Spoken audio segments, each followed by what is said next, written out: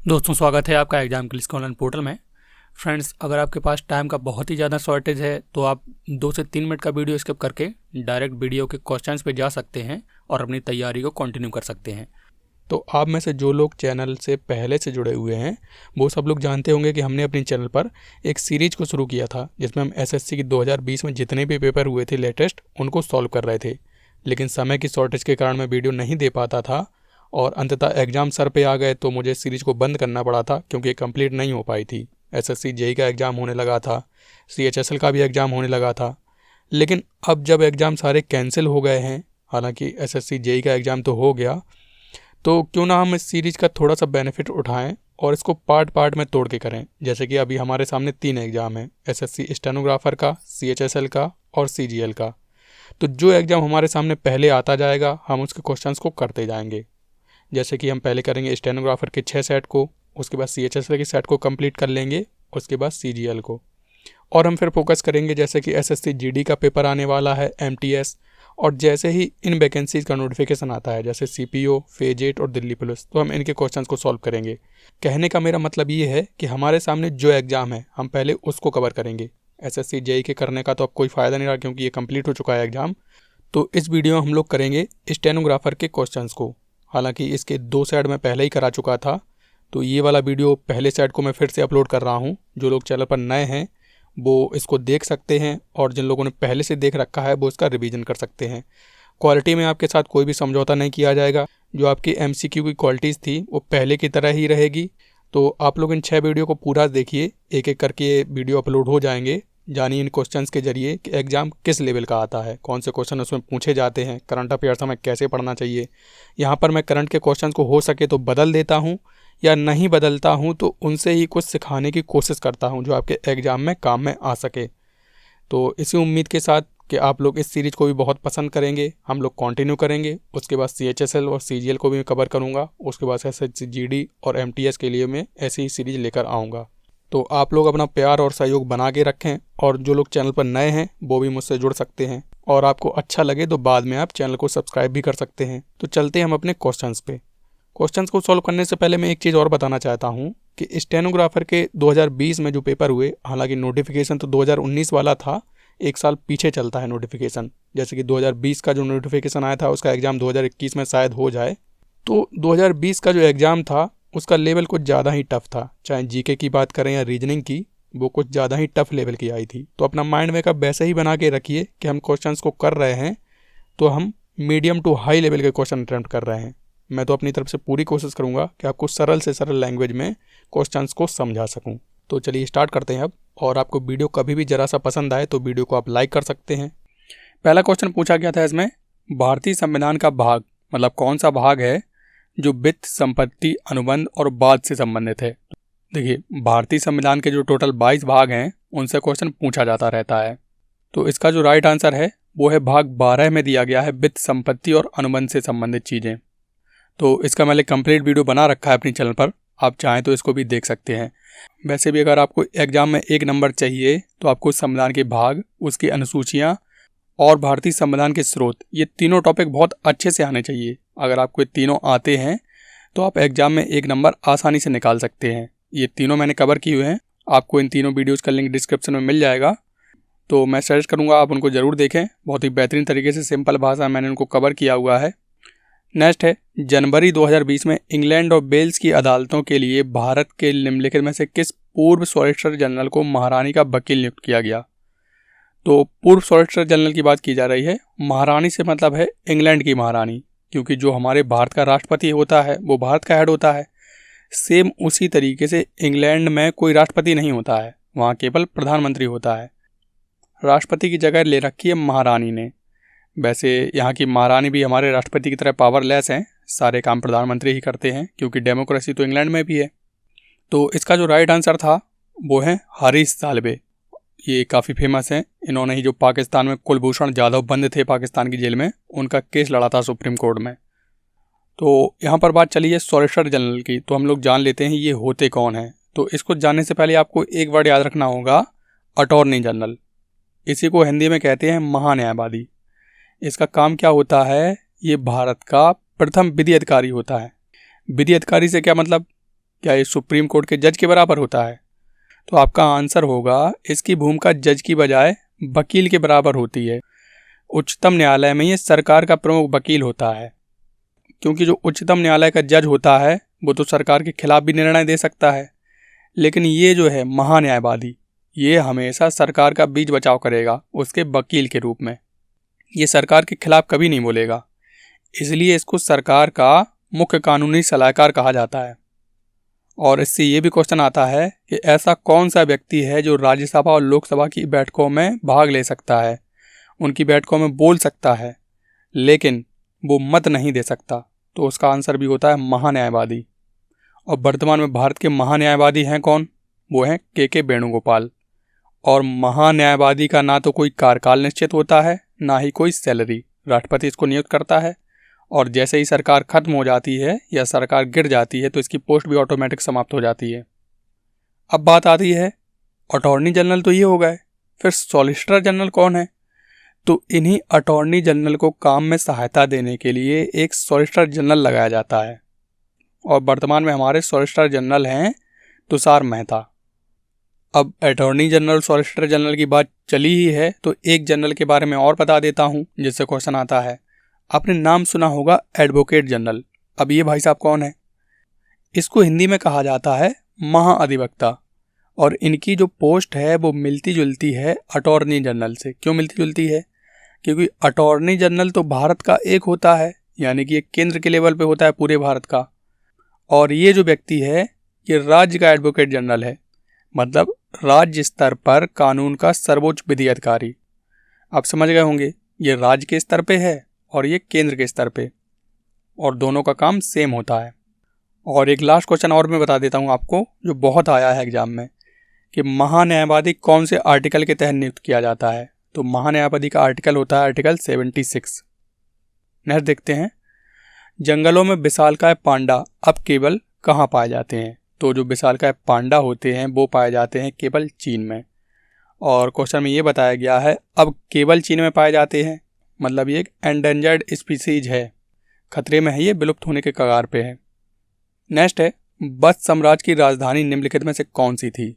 तो मैंने आपको बताया था अशोक के समय से भी पहले बुद्ध इस धरती पर रहा करते थे। तो बुद्ध के समय में आज से 2600 साल पहले भारत जो था वो इस तरीके से नहीं था। भारत में छोटे छोटे साम्राज्य थे, टोटल 16, और सबके यहाँ नाम दिए हुए हैं, ये देख लीजिए। कंबोज था, गांधार, कुरु, मत्स्य, अवंती, चेदी वंश, बस, मगध, और इस तरीके से ये टोटल 16 महाजनपद थे। और इन 16 महाजनपदों का वर्णन हमें एक बौद्ध ग्रंथ में मिलता है, उस बौद्ध ग्रंथ का नाम है अंगुत्तर निकाय। तो वत्स की जो राजधानी थी वो थी कौशाम्बी, यहाँ कहीं रही होगी।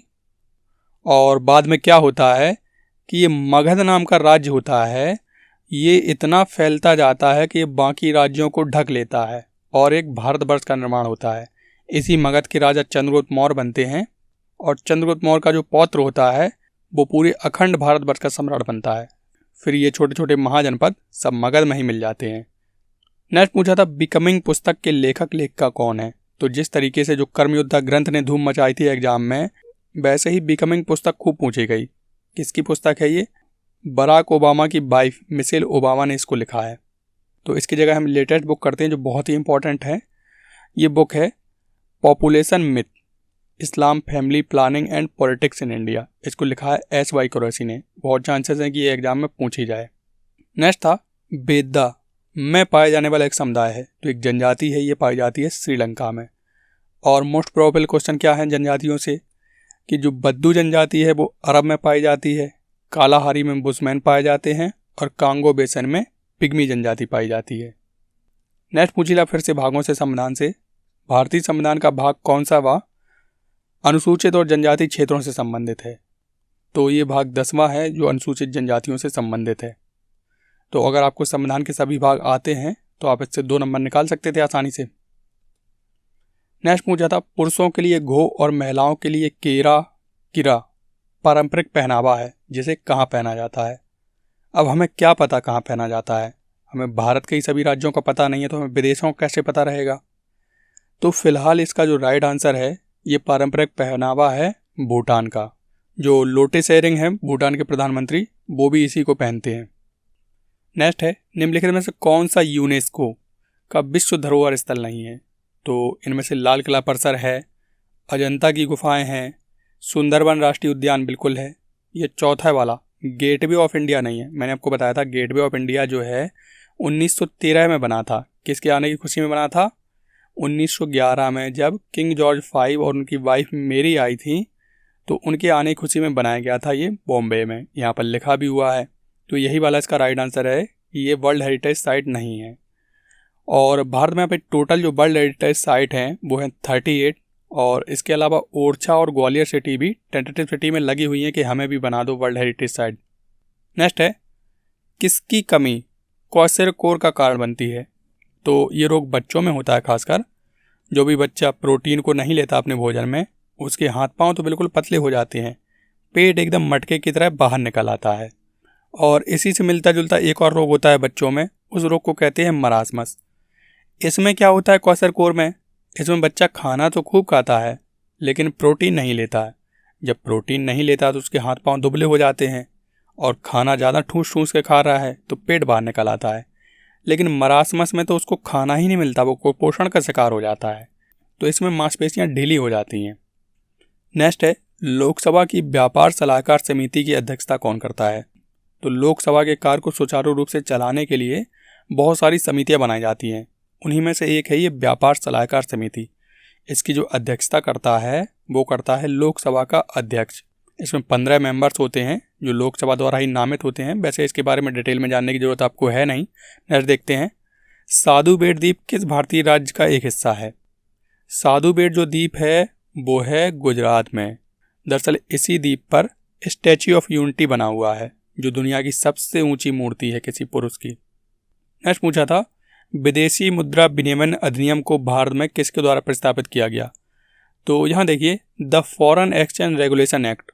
फॉरेन एक्सचेंज रेगुलेशन एक्ट था जो, उसको किस में बदल दिया गया? तो रेगुलेशन को देख लीजिए, रेगुलेशन का मतलब होता है कंट्रोल करना, और मैनेजमेंट का मतलब भी कुछ वैसा ही होता है। बाकी ऑप्शन गलत हो जाएंगे क्योंकि बाकी ऑप्शन में वैसा कोई अर्थ नहीं निकल रहा, तो यही वाला इसका राइट आंसर है। वैसे क्वेश्चन ये घुमा के पूछ दिया गया। क्वेश्चन ऐसे पूछा जाता है कि फेरा को किस में बदल दिया गया? तो फेरा को बदल दिया गया फेमा में। फेरा का ये वाला फुल फॉर्म है और फेमा का ये वाला। नेक्स्ट है, 1 मार्च 2020 तक भारत के राष्ट्रीय सुरक्षा सलाहकार कौन है? ये अभी भी हैं। कौन है ये? अजीत डोभाल हैं। इनके बारे में आप जानते होंगे। अगर आपने उरी मूवी देखी होगी तो उसमें जो परेश रावल ने कैरेक्टर निभाया है वो इन्हीं का निभाया है, और किस तरीके से बेहतरीन इन्होंने काम किया है, आपने मूवी देखी होगी तो आप समझ ही गए होंगे। नेक्स्ट है, मानव शरीर में सबसे कठोर ऊतक कौन सा है? बहुत ही सिंपल था, मानव शरीर का सबसे कठोर भाग कौन सा होता है? दांत का एनामेल होता है। नेक्स्ट पूछा था, खानवा की लड़ाई किस वर्ष लड़ी गई थी? तो खानवा की लड़ाई को देखने से पहले हम कुछ बेसिक चीज़ें समझते हैं। थोड़ा सा टाइम लूँगा मैं आपका। देखिए, मैंने आपको बताया था भारत का इतिहास 4 भागों में विभक्त है। एक प्राचीन भारत, एक मध्यकालीन भारत, और आधुनिक भारत, और उसके बाद आज़ादी के बाद का भारत। तो प्राचीन भारत के बारे में हमने देखा था, हर्यक वंश से लेकर पुष्यभूति वंश तक। उसके बाद मध्यकालीन का नंबर आता है। दरअसल मध्यकालीन भारत को दिल्ली सल्तनत के नाम से भी जाना जाता है, और इसकी स्टार्ट होती है, इसमें जो राजवंश रहे वो रहे गुलाम वंश, खिलजी वंश, उसके बाद तुगलक वंश, फिर सैयद वंश और लोधी वंश। आपको उनको रटने की ज़रूरत नहीं है, 1-2 बार देखेंगे तो आपको चीज़ें याद होने लग जाएंगी। तो पहला तो था इसमें गुलाम वंश, जो कुतुबुद्दीन ऐबक था वो मोहम्मद गौरी का गुलाम था। तो मोहम्मद गौरी तो लौट जाता है, कुतुबुद्दीन ऐबक को यहीं छोड़ जाता है भारत में।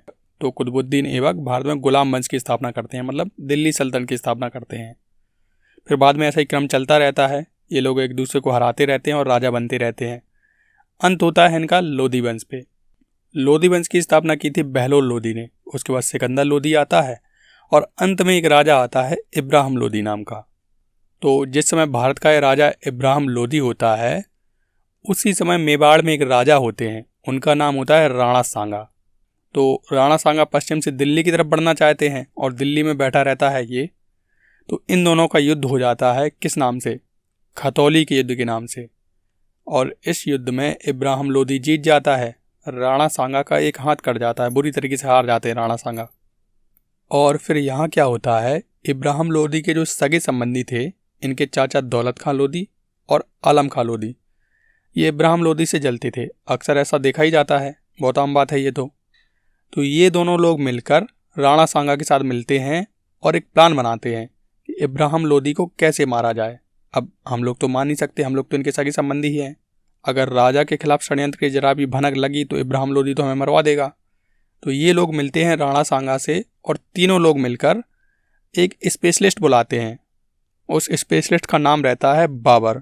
ये उस समय फरगना का शासक रहता है, ये अफगानिस्तान के आसपास की जगह थी, भारत से सटी हुई। तो इसको बुलाया जाता है मारने के लिए कि आप इब्राहिम लोधी को मार दो और वापस चले जाओ।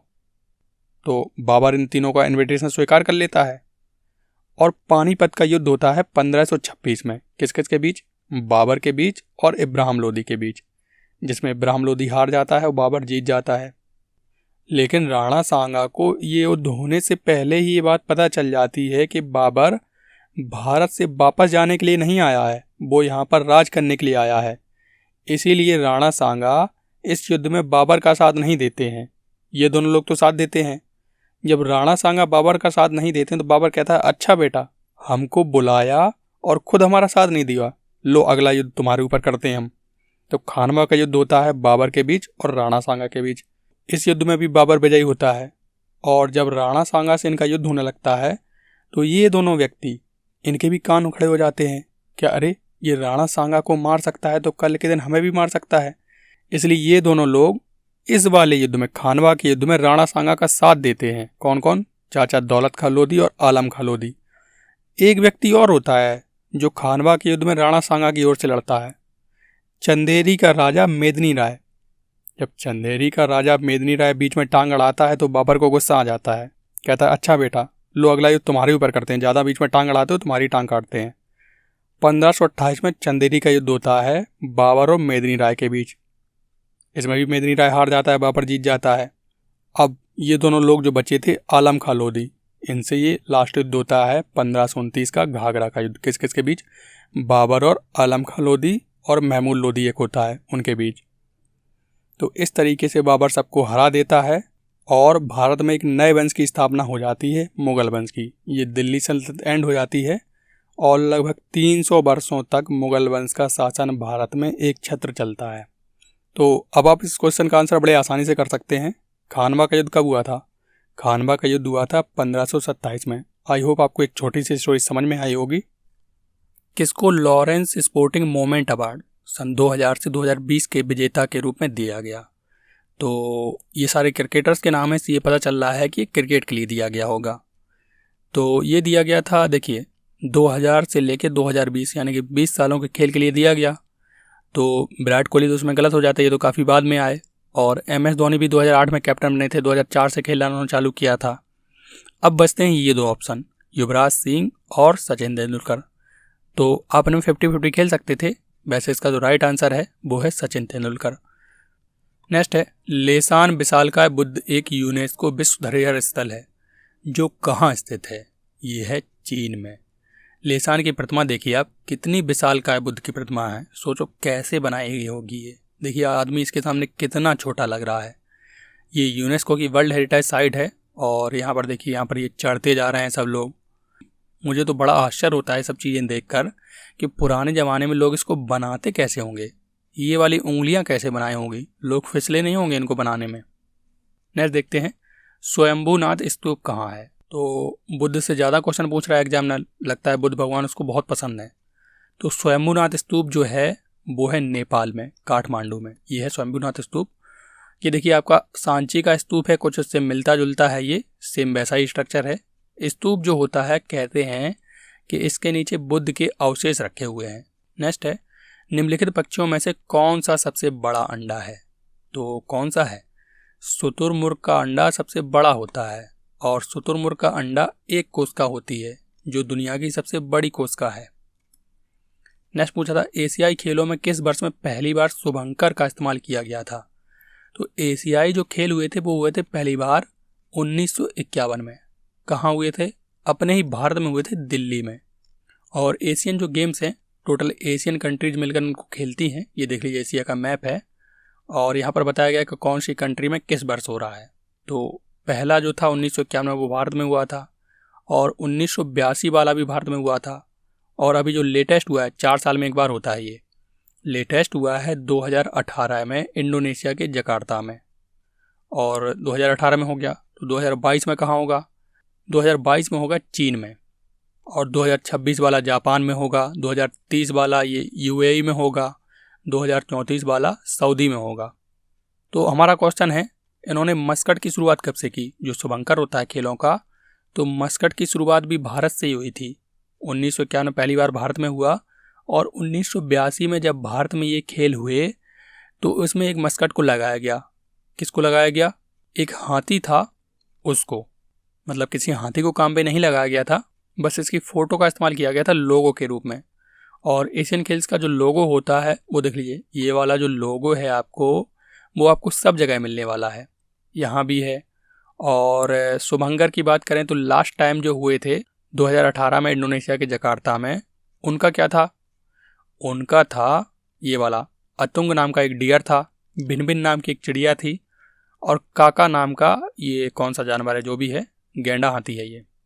और 2022 के जो होंगे उनका क्या शुभंकर है? 2022 के चाइना में होंगे। और ये जो 3 रोबोट हैं छोटे छोटे, चेन चेन, कॉन्ग कॉन्ग और लियन लियन, ये तीनों लोग हैं, ये शुभंकर होंगे 2022 के। नेक्स्ट है, केंद्र शासित प्रदेश लक्षद्वीप का गठन किस वर्ष किया गया था? तो यहाँ पर पूछा जा रहा है, लक्षद्वीप पहले से था, इसका पहले जो नाम था वो था लक्काद्वीप, मिनिकॉय और अमिनी द्वीप समूह के नाम से इसको पूरे को जाना जाता था। और ये बहुत छोटी सी जगह है, केवल 32 किलोमीटर स्क्वायर की, टोटल इसमें 36 आइलैंड हैं। तो यहाँ पर पूछ रहा है लक्षद्वीप का गठन कब किया गया, मतलब ये पहले से भारत का हिस्सा था, 1947 से ही था। इसको संगठित किया गया, मतलब इन तीनों को मिलाकर एक बना दिया गया 1956 में। नेक्स्ट है, मानव शरीर में निम्नलिखित में से किस माइक्रो मिनरल की बड़ी मात्रा में आवश्यकता होती है? तो इसमें फंसा दिया एग्जामिनर ने आपको, अब इसमें नहीं कर पाएंगे आप कि किसकी होती है। तो इसका जो राइट आंसर है, मैक्रो मिनरल की आवश्यकता होती है फास्फोरस की सबसे ज़्यादा। फास्फोरस जो होता है वो कैल्शियम के साथ मिलकर हमारी हड्डियों का निर्माण करता है। प्रतिदिन हमें लगभग 1.2 ग्राम फास्फोरस की आवश्यकता होती है अपने दैनिक आहार में जो भी हम लेते हैं। और इसके अलावा आयोडीन भी आपको ज़रूरी है, आयोडीन नहीं होगा तो आपको घेंगा रोग हो जाएगा गले में। इसकी केवल आपको 25 mg की आवश्यकता है। और आयरन भी आप ऐसा ही ले सकते हैं 25 mg, जबकि जो जिंक होता है वो बहुत ही नगण्य मात्रा में, 1 mg से भी कम, मतलब बहुत ही कम मात्रा में ज़रूरी होता है। और एक चीज़ और मैं बताता हूँ आपको फास्फोरस से रिलेटेड, कि फास्फोरस और कैल्शियम की कमी हो जाती है प्रेग्नेंट वीमेंस में। क्यों हो जाती है? क्योंकि उनके अंदर जो बच्चा होता है उसकी भी तो हड्डियाँ बन रही होती हैं। हड्डियाँ किससे बनती हैं? हड्डियाँ बनती हैं फास्फोरस और कैल्शियम से। जब उसी की हड्डियाँ बन रही होती हैं तो सारा कैल्शियम फास्फोरस वो खींचने लगता है अपनी माता के शरीर से। तो इस तरीके से प्रेग्नेंट वुमेन में फास्फोरस और कैल्शियम की कमी हो जाती है। नेक्स्ट है, निम्नलिखित में से कौन सा एंजाइम मांस को नरम करने का काम करता है? ये भी टफ है, इसको भी नहीं कर पाएंगे। ये एंजाइम था पपेन एंजाइम, रखता है मांस को नरम। नेक्स्ट है, भारत में किसको संविधान दिवस के अंगीकरण के उपलक्ष्य में मनाया जाता है? बहुत ही सावधानी के साथ अटेम्प्ट करने वाला क्वेश्चन है ये। यहाँ पर पूछा जा रहा है भारतीय संविधान के अंगीकरण का दिवस कब मनाया जाता है? तो अंगीकरण में और लागू होने में थोड़ा सा अंतर होता है, इसको आप समझें। लागू होने का मतलब होता है केम इनटू इफेक्ट, और अंगीकरण का मतलब होता है बन के कंप्लीट हो जाए, हम उसको अडॉप्ट कर लें, बस लागू ना करें। तो ये लागू तो हुआ था 26 जनवरी को, गणतंत्र दिवस के दिन, और अंगीकरण किया गया था 26 नवंबर को, जिस दिन ये बन के कंप्लीट हो गया था। तो ये दूसरा वाला इसका राइट आंसर है, इसी दिन संविधान दिवस मनाया जाता है। नेक्स्ट पूछा था, कोयना, तुंगभद्रा और भीमा किस नदी की प्रमुख सहायक नदियां हैं? तो अगर आपको तुंगभद्रा पता होगा तो आप कर ले जाएंगे। तुंगभद्रा जो है कृष्णा की बहुत ही फेमस सहायक नदी है, तो इसका राइट आंसर हो जाएगा कृष्णा। नेक्स्ट है, क्या बताता है कि गर्म पानी ठंडे पानी की अपेक्षा तेजी से जमता है? तो इसका जो राइट आंसर है पेम्बा इफेक्ट। अभी तक हम काफ़ी इफेक्ट देख चुके हैं, जीमान इफेक्ट हमने देखा, एल्पेनग्लो देखा, और उसके बाद देख रहे हैं पेम्बा इफेक्ट। तो इस तरीके से हमारे क्वेश्चन तो कलेक्ट हो ही रहे हैं जो आने वाले एग्जाम में हमें काम में आए। भले ही आपने ये क्वेश्चन नहीं कर पाया होगा, लेकिन अब आप इस क्वेश्चन को सीख गए हैं कि अगर आप फ्रिज में एक गिलास में गर्म पानी रख दें और एक गिलास में ठंडा पानी रख दें, और 3 से 4 घंटे बाद आप फ्रिज खोलिए तो आपको जो गर्म पानी का गिलास है उसमें बर्फ़ जमी हुई मिल जाएगी पूरी की पूरी, और ठंडे पानी में अपेक्षाकृत कम बर्फ़ जमी होगी। तो ये जो इफेक्ट कहलाता है वो कहलाता है पेम्बा इफेक्ट। जबकि नॉर्मली होना क्या चाहिए, नॉर्मली ये होना चाहिए था कि ठंडा पानी पहले से ठंडा है तो वो और जल्दी जम जाना चाहिए था, लेकिन ऐसा होता नहीं है। होता क्या है, पेम्बा इफेक्ट के थ्रू गर्म पानी जल्दी जमता है। पूछा था, जब एक सेब काटा जाता है तो किस एंजाइम की उपस्थिति के कारण इसका रंग बदल जाता है। तो ये सारे टफ क्वेश्चन दिए हैं, हम इसको अटैम्प्ट नहीं कर सकते, फिर भी हम धीरे धीरे अपने नॉलेज के थ्रू सही आंसर तक पहुंचने की कोशिश करते हैं। देखिए, सेब आप जब काट रहे हैं, चाकू से उसे काट दें, थोड़ी देर बाद रख दें तो वो पूरा लाल पड़ जाता है कटा हुआ जो सेब है।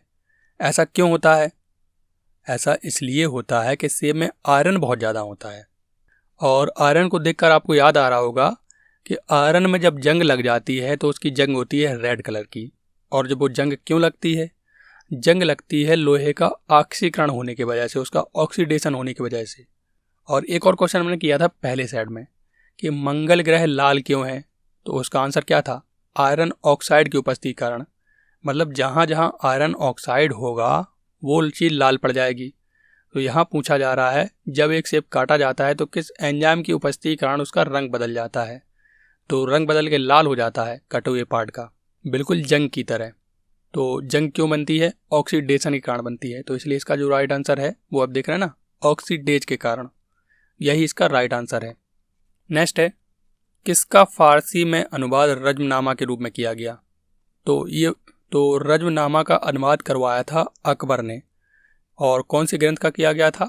महाभारत का किया गया था। और ऐसा माना जाता है कि इसका अनुवाद किया था बदायूनी ने। नेक्स्ट है, नई दिल्ली में मुख्यालय शहद प्रवर्तन निदेशालय की स्थापना किस वर्ष की गई। तो काफ़ी टफ था ये, डेट याद रखनी थी आपको। तो डायरेक्टोरेट ऑफ एनफोर्समेंट की स्थापना की गई थी 1956 में। और क्वेश्चन में आपको बता दिया है कि इसका जो मुख्यालय है वो न्यू दिल्ली में है। नेक्स्ट पूछा था, मेलिस डोमेस्टिका किसका वैज्ञानिक नाम है। फिर से बता दिया आपको, हमें नहीं पता किसका नाम है। इसमें से केवल एक आपको पता हो सकता है, आम का, मैंजीफेरा इंडिका। बाकी तीन में आपको तुक्का ही लगाना पड़ा होगा। तो इसका जो राइट आंसर है वो है सेब का वैज्ञानिक नाम होता है ये। वैसे मैं सर्च करूँगा अपने जितने भी नेशनल एम्बलेम हैं, जैसे कि आम हो गया मैंजीफेरा इंडिका, मोर हो गया पापो क्रिस्टेटस, और पैंथेरा टेग्रेस जो अपने यहाँ का बाघ है, और बरगद होता है अपने यहाँ का राष्ट्रीय वृक्ष फाइकस बेंगालिसिस। इन सब को आप याद रख लीजिए, जितने भी हमारे नेशनल एम्बलेम्स हैं उनसे क्वेश्चन ज़्यादा आता है।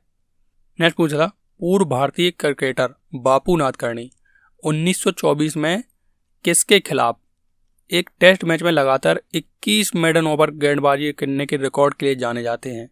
तो देखिए, जनवरी 2020 में इनकी डेथ हो चुकी है बापू नादकर्णी की। और उन्होंने कारनामा क्या किया था, 1964 में एक मैच चल रहा था इंग्लैंड के खिलाफ। तो इसका जो राइट आंसर है वो है इंग्लैंड। और इस मैच में इन्होंने लगातार 21 ओवर मेडन डाले। मेडन का मतलब ऐसा होता है कि आप पूरा ओवर ऐसे ही निकाल दें, एक भी रन ना दें।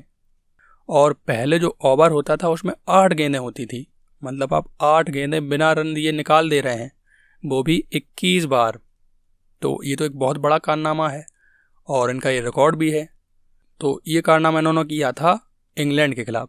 सोचो क्या मंजर रहा होगा कि एक जो टीम है जिसने अभी अभी खेलना स्टार्ट किया है 1947 के बाद से, और एक टीम पिछले 200 सालों से क्रिकेट खेल रही है। तो नेक्स्ट देखते हैं हम लोग, पटियाला वंश के संस्थापक कौन थे। तो पटियाला वंश के जो संस्थापक थे वो थे राजा आला सिंह, और इसी वंश के जो वंशज हैं अमरिंदर सिंह, ये वर्तमान में पंजाब के मुख्यमंत्री हैं, और ये सरकार की विपक्षी पार्टी कांग्रेस के लीडर हैं। नेक्स्ट पूछा था, 2019 के रसायन विज्ञान के नोबेल विजेता प्रोफेसर कौन नोबेल पुरस्कार पाने वाले सर्वाधिक आयु के व्यक्ति हैं। तो एक रिकॉर्ड बन गया है कि 97 साल की उम्र में 2019 में जॉन गुडइनफ थे, उन्होंने केमिस्ट्री में नोबेल पुरस्कार प्राप्त किया था। और देख लेते हैं वर्तमान में 2020 में किसको मिला है। तो 2020 में 2 लड़कियों को मिला था। किस किस को? इमैनुअल कारपेंटियर और जेनिफर ये डोडना को। क्यों मिला था? इन्होंने एक ऐसी टेक्नोलॉजी ढूंढ निकाली जिसमें हम लोग जीन की एडिटिंग कर सकते हैं। जब जीन की एडिटिंग हो जाएगी तो देखिए एकदम क्रांति आ जाएगी दुनिया में। आप जैसे गुण चाहें वैसे पा सकते हैं, क्योंकि हमारी जो आदतें हैं, हमारे जो गुण हैं वो जीन पर ही डिपेंड करते हैं। अगर इसकी एडिटिंग संभव हो जाती है तब तो फिर मज़ा ही आ जाएगा। क्रिस 3 मूवी में जितने भी कैरेक्टर्स दिखाए गए हैं, कंगना वगैरह, वो सब एकदम सच में सामने आ जाएंगे आपके। वैसे इसका प्रयोग मुझे नहीं लगता उतना खतरनाक स्तर पर किया जाएगा, अभी तो केवल बीमारियों वगैरह को ठीक करने के लिए इसका प्रयोग किया जाएगा। नेक्स्ट है, कौन सी संस्था एक वैश्विक अंतर्राष्ट्रीय संगठन है जो राष्ट्रों के बीच व्यापार के नियमों का निर्धारण करती है? तो ये संस्था है ट्रेड से रिलेटेड, यानी कि व्यापार से संबंधित।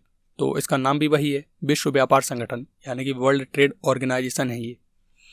इसकी स्थापना की गई थी 1995 में और इसका जो हेडक्वार्टर है वो है जेनेवा, स्विट्जरलैंड में।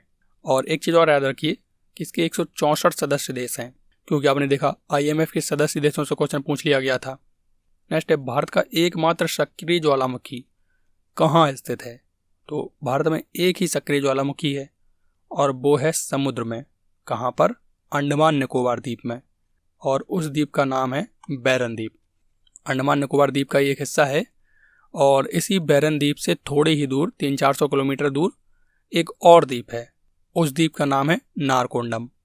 और नारकोंडम भी एक ज्वालामुखी है, लेकिन ये एक्टिव वोल्केनो नहीं है। इसमें तो हमेशा आग निकलती रहती है, आप कभी भी जाइए। 2005 में ये फटा था और अभी तक इसमें से लावा निकल रहा है। जबकि जो नारकोंडम है वो प्रसुप्त ज्वालामुखी है। जब आप अंडमान निकोबार के मैप को देखेंगे, और ये है अंडमान और ये वाला है निकोबार द्वीप समूह, और जब आप यहाँ पर जूम करेंगे तो आपको ये दिख जाएगा नारकोंडम आइलैंड और यहाँ पर बैरन आइलैंड। अच्छा हुआ कि ये समुद्र में है, भारत की मुख्य भूमि पर नहीं है, नहीं तो उतनी जगह खाली करनी पड़ जाती। नेक्स्ट पूछा गया था, भारत का पहला वित्त आयोग किस वर्ष में स्थापित किया गया था?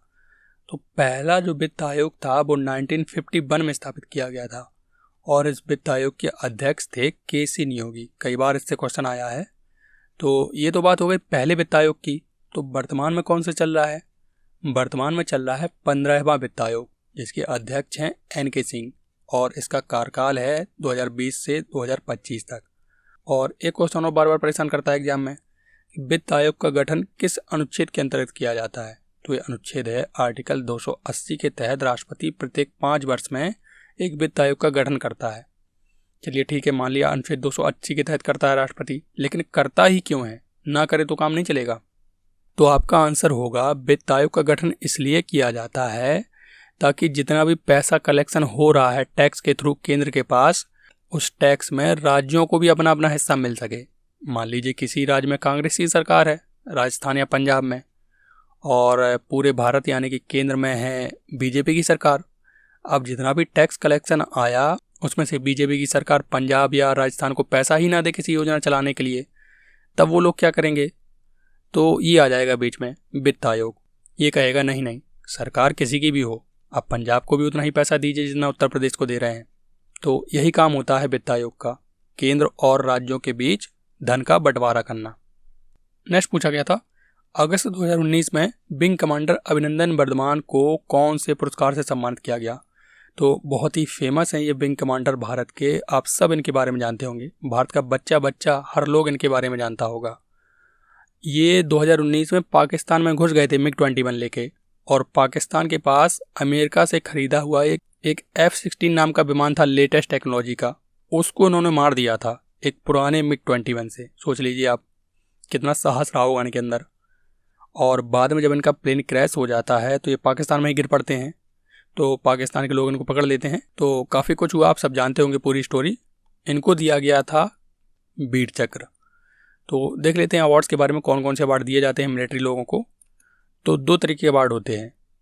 एक होता है वॉर टाइम में दिया जाता है, जो मतलब जब युद्ध चल रहा हो, युद्ध में आप अच्छा काम करें, और एक होता है पीस टाइम में दिया जाता है, जब युद्ध नहीं चल रहा हो लेकिन आप अच्छा काम करें तब। तो वॉर टाइम गैलेंट्री अवार्ड में सबसे बड़ा होता है परमवीर चक्र, उसके बाद महावीर चक्र और उसके बाद वीर चक्र। तो इनको वीर चक्र दिया गया। और पीस टाइम में कौन सा दिया जाता है सबसे बड़ा? पीस टाइम में दिया जाता है अशोक चक्र, फिर कीर्ति चक्र और शौर्य चक्र। तो ये तो मिलिट्री अवार्ड हो गए। और हाईएस्ट सिविलियन अवार्ड कौन सा होता है? हाईएस्ट सिविलियन अवार्ड होता है भारत रत्न पहले नंबर का, दूसरे नंबर का पद्म विभूषण, तीसरा पद्म भूषण और चौथा पद्मश्री। नेक्स्ट है, पानीपत की पहली लड़ाई इब्राहिम लोदी और किसके बीच लड़ी गई? अभी हमने देखा पानीपत की पहली लड़ाई किसके बीच लड़ी गई? इब्राहिम लोदी और बाबर के बीच 1526 में। तो दूसरे और तीसरे के बारे में भी देख लेते हैं, उससे पूछा जाता है क्वेश्चन। दूसरी लड़ाई लड़ी गई थी 1556 में अकबर और हेमू के बीच, और तीसरी लड़ी गई थी मराठों वर्सेस अहमद शाह अब्दाली के बीच। नेक्स्ट है 1996 में भारत और किसने फरक्का में गंगा के पानी के बंटवारे को लेकर एक समझौते पर हस्ताक्षर किए। तो इस क्वेश्चन के राइट आंसर तक आप पहुंच सकते थे बशर्ते आपको पता हो कि फरक्का नदी कहाँ है। फरक्का प्रोजेक्ट है वेस्ट ऑफ बंगाल में। तो चीन वाला तो ये सही नहीं है, नेपाल वाला भी सही नहीं है कि नेपाल में गंगा ये फरक्का नहीं है, और पाकिस्तान में भी ये गंगा नहीं है। तो एक ही देश बचता है केवल बांग्लादेश। इसी के साथ समझौता हुआ था 1996 में। नेक्स्ट है केंद्रीय बजट 2018-19 में की गई घोषणा के अनुसार भारत सरकार का अखिल भारतीय स्तर पर उत्पादन और औसत भारत लागत के आधार पर कम से कम कितने गुना मूल्य के स्तर पर आपको फसलों का MSP दिया जाएगा, मतलब तय किया गया था। तो ये करंट का क्वेश्चन नहीं था, ये एक बेसिक GS का क्वेश्चन बन गया है अब, क्योंकि MSP जो तय होता है उसका बेस रखा गया है 2018-19 में घोषणा की गई इसके बजट की, वो दिया जाएगा आपको 1.5 गुना। मतलब आपको फसल लगाने में आपका 100 रुपये खर्च हुआ है तो सरकार आपकी फसल 150 रुपये में तो खरीदेगी ही। इसी को कहते हैं MSP। और MSP को लेकर कितना बवाल मचा हुआ है ये तो आप देख ही रहे हैं। नेक्स्ट है यह एक सार्वत्रिक ज्ञात तथ्य है कि अमीर और कुंवारा आदमी हमेशा एक पत्नी की तलाश में रहता है। यह नामक पुस्तक की प्रारंभिक पंक्ति है। किसकी ओपनिंग लाइन है, ये कौन सी पुस्तक है? तो बड़ी ही गजब की पुस्तक होगी ये तो, जब इसकी लाइनों में ही इतना ज्ञान भरा पड़ा है। तो मैं भी चाहूँगा कि टाइम निकाल के इस पुस्तक को पढूं। वैसे इसका जो राइट आंसर था वो था प्राइड एंड प्रेजुडिस। कोई इसको अटैम्प्ट नहीं कर पाया होगा सही, तो शायद एग्जामिनर की ये मंशा हो कि जब आप बोर हो जाएं एग्जाम में 42 क्वेश्चन करते करते तो आपको थोड़ा सा मनोरंजन करवाया जाए। नेक्स्ट है निम्नलिखित में से कौन सा भारतीय राज्य नवंबर 2019 में आए चक्रवात बुलबुल से प्रभावित हुआ? तो ये वाला चक्रवात आया था वेस्ट ऑफ बंगाल में। नेक्स्ट है प्रार्थना समाज की स्थापना बॉम्बे, जो कि अब मुंबई हो गया है, में किस वर्ष की गई थी? तो ये की गई थी प्रार्थना समाज की स्थापना 1867 में। काफ़ी टफ था क्योंकि हमें डेट्स याद नहीं रहती जनरली। प्रार्थना समाज की स्थापना की थी आत्माराम पांडुरंग ने। इसके अलावा 2 और संस्थाएं जो बहुत फेमस थी इसी की तरह। कौन कौन सी? ये आर्य समाज की स्थापना की थी स्वामी दयानंद सरस्वती ने मुंबई में 1875 में, और सबसे पहले 1828 में ब्रह्म समाज की स्थापना की थी राजा राम मोहन राय ने कोलकाता में। और इसके 1 साल बाद ही 1829 में राजा राम मोहन राय ने सती प्रथा भी बंद करवा दी थी लॉर्ड विलियम बेंटिक के साथ मिलकर। बहुत पूछा जाता है, एकदम पैट क्वेश्चन है SSC का। नेक्स्ट नटाल इंडियन कांग्रेस के संस्थापक निम्नलिखित में से कौन से? तो नटाल इंडियन कांग्रेस, नटाल एक जगह है दक्षिण अफ्रीका की। दक्षिण अफ्रीका में रहते थे गांधी जी, और दक्षिण अफ्रीका में ही सत्याग्रह का पहला प्रयोग किया था गांधी जी ने। नेक्स्ट है नेक चंद सैनी किस कार्य के लिए जाने जाते हैं? नेक चंद सैनी जाने जाते हैं रॉक गार्डन के लिए। रॉक गार्डन है चंडीगढ़ में, और इन्होंने कचरे और मलबे से बनाया है इसको। बनाया है से मतलब बनाया था, अब तो ये ऊपर जा चुके हैं। नेक्स्ट है वर्ष 2019 में FIH अंतर्राष्ट्रीय हॉकी महासंघ के सर्वश्रेष्ठ खिलाड़ी का पुरस्कार जीतने वाले पहले भारतीय कौन है? ये पहले इसलिए हैं क्योंकि इसको 1999 में ही शुरू किया गया है। तो इसको जीता है मनप्रीत सिंह ने। बहुत ही अच्छे प्लेयर हैं ये, इनको अर्जुन अवार्ड मिल चुका है। यहाँ पर देखिए अर्जुन अवार्ड ही है ये वाला। नेक्स्ट पूछा था गंगाखर पुनसुम विश्व का सबसे ऊंचा पर्वत है जिस पर अब तक कोई चढ़ नहीं पाया है, यह कहाँ स्थित है? एग्जामिनर ने फिर से आपके साथ मजाक किया। इसका जो राइट आंसर है वो है भूटान में। नेक्स्ट है सम्राट कौन थे जो इनकी कब्र के पास पाई गई आदमकद आकृतियों का वर्णन चीन की टेराकोटा सेना के रूप में किया गया है? तो देखिए ये थे सम्राट सी हुआंग, जिन्होंने चीन की दीवार बनवाई थी। और चीन में बहुत सारी मूर्तियां पाई गई हैं आदमी के कद की, आदमकद आकृतियां। और वो सारी जो मूर्तियां हैं वो पत्थर से काट काट के ऐसे बनाई गई हैं सैनिक की वेशभूषा में कि मानो वो किसी कलाकार ने नहीं बनाई हो, वो पूरी की पूरी आर्मी हो और बाद में वो पत्थर की बन गई हो। और इससे रिलेटेड एक हॉलीवुड में मूवी भी है मम्मी 2 के नाम से। उसमें एक लव स्टोरी के माध्यम से बताया गया है क्यों ये सेना एक सांप के कारण पूरी पत्थर में बदल गई थी, इनको श्राप लगा था। तो आपके पास कभी समय हो तो देखिए, बहुत बेहतरीन मूवी है वो मम्मी 2 के नाम से। उसमें पूरी स्टोरी बताई गई है कि किस तरीके से ये सेना होती है वो फिर से जिंदा होती है और दुनिया में उत्पाद मचा देती है। नेक्स्ट है सॉफ्ट पेय पदार्थों के उत्पादन में किस गैस का प्रयोग किया जाता है? तो कौन सी गैस है वो? कार्बन डाइऑक्साइड का यूज किया जाता है।